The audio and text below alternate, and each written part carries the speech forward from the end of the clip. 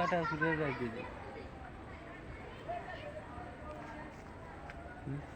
কি দেব। সালাম আলাইকুম দর্শক ভাইরা, দেখুন যাদের অনেক সময় প্রস্রাবের সমস্যা হয়, আপনি প্রস্রাব করে উঠছেন, তারপরও প্রস্রাবের পানি নিছেন, দুই এক ফোঁটা করে প্রস্রাব পড়ছে, আপনার কাপড় নষ্ট হয়ে গেছে, শরীর নাপাক আছে, তাদের জন্য একটা গাছ নিয়ে এসেছি। এই যে দেখুন, এই যে গাছটা দেখুন, চিনুন, গাছটা আপনারা সবাই চেনেন। গাছটা হচ্ছে অলট কুমড় গাছ। অলট কুমড় গাছ আপনারা কী করবেন, এই গাছটা আপনার এই ডান্ডাটা নেবেন, ডান্ডা নিয়ে আপনি সুন্দর করে ভাঙ্গিয়া আপনার গ্লাসের মধ্যে দিবেন। দেখবেন গা পানির মধ্যে দিয়ে গ্লাসের মধ্যে পানি দিয়ে এটা দিয়ে দেবেন।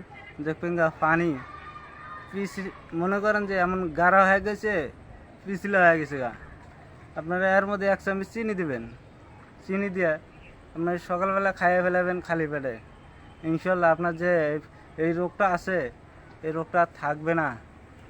দেখা গেলো যাদের এই সমস্যাটা আছে, অনেক সময় তাদের শরীরটা সবসময় নাপাক থাকে, দেখবেন কি আপনি নিজেকে নিজে পরিষ্কার মনে হচ্ছে, আপনি বুঝতে পারবেন না আপনার কাপড় কোন সময় নাপাক হয়ে গেছে, আপনি বুঝতে পারবেন না। এই তাদের জন্য এটা এমন এক কার্যকরী জিনিস। এই গাছটা দেখুন, এই গাছটা আপনারা ইতিমধ্যে চিনছেন।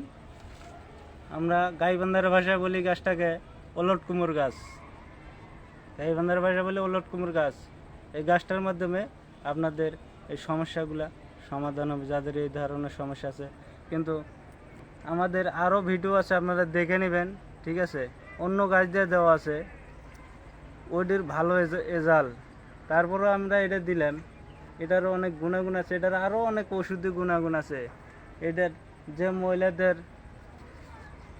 মহিলাদের নামা পেট ব্যথা করে ঋতুস্রাবের টাইমে, এই মহিলারা এটা শিকড় উঠাইয়া ব্লেন্ডারে বাইটা কাঁচা হলুদ দিয়া দুধের লগে সকালবেলা খাইব আল্লাহর রহমতে। এইভাবে কয়েকদিন খাইলে তাদের ঋতুস্রাবের টাইমে আর পেট ব্যথা করবে না।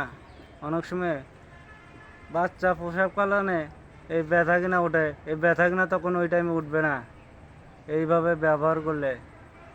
যাই হোক, বুঝতে পারছেন আপনারা ভালো থাকেন, সুস্থ থাকেন। আল্লাহ হাফেজ।